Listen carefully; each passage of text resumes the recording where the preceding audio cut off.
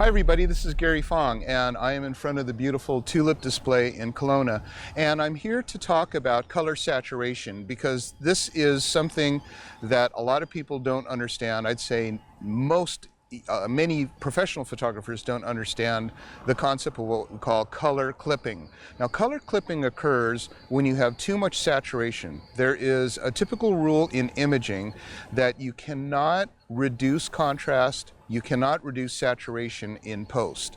You can only increase contrast and you can only increase saturation.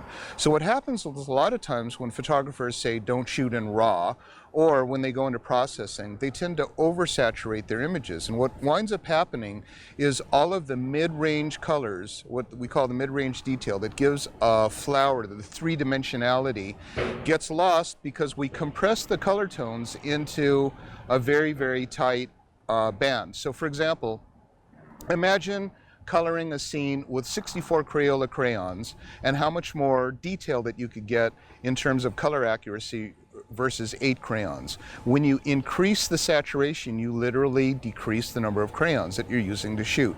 This is an interesting tool that I found in a camera store, and what the camera store person told me was that this will ensure you the perfect histogram. And when you take a photograph of it, you will see 4 bands. You'll see a white band, a black band, and a gray band, so there will be 4 spikes. And the idea is to move your exposure until the spikes are at the very end. There's a problem with that idea in that if you can see that there's some wrinkles in the white fabric, and there's some wrinkles in the fabric here, and there's some wrinkles in the black fabric, or if you're shooting a wedding and the groom is wearing a tuxedo, if you oversaturate the blacks or increase the contrast too much, you won't see the folds in the tuxedo. He'll literally look like he's a two-dimensional square. So this is a good idea really just for this part alone. This is the gray part. The rest that you can ignore. This is my favorite, the Color Perfect Dome. If you want to get accurate color, if you don't want these tulips to be too orange or too magenta, or you don't want the yellow tulips to be too green, then what you want to do is you want to take a reference photo and do a custom white balance on this, because the camera will make this completely flat gray, not blue, not red, not green, magenta. It will neutralize out all of the other colors so that you start with the perfect color.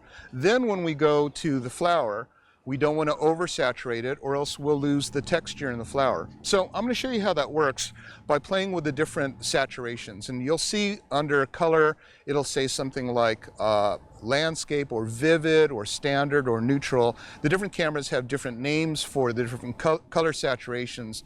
The best one to shoot obviously would be in RAW, but when you're processing out of RAW, it's again, watch very closely what happens to the texture of your image as you increase the color saturation or the contrast. You actually lose a lot of the detail. It might have more pop on screen, but it'll definitely not be accurate. So hope this helps you to achieve the perfect photograph, one that has stunning realism and is digitally 100% accurate. You can buy these tools at garyfong.com or your favorite retailer online or your favorite camera store. Thanks for watching.